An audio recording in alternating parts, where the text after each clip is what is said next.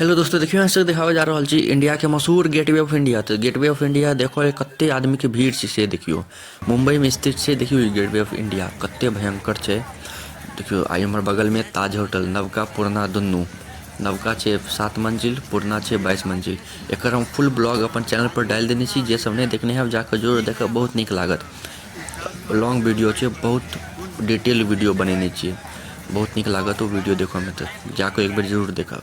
देखियो कते भीड़ छै, रोज एकर लोग अबै छै देखऽ लेल। आब देखियो बोटिंग करबै, बगल में अरब सागर छै, ओकरे पास छै 200 रुपया के देलकै टिकट।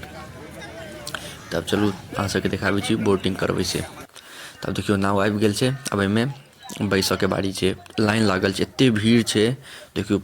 ऊपर से लोगो सब देख रहल छै, जे सब नहीं बैसते से ऊपर से बस देख के मजा लऽ रहल छै।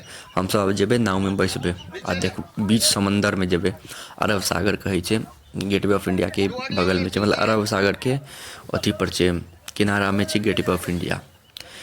तो अहाँ सब बनल रहू, सब्सक्राइब कऽ के राखू, बहुत मजा आयत ई चैनल पर।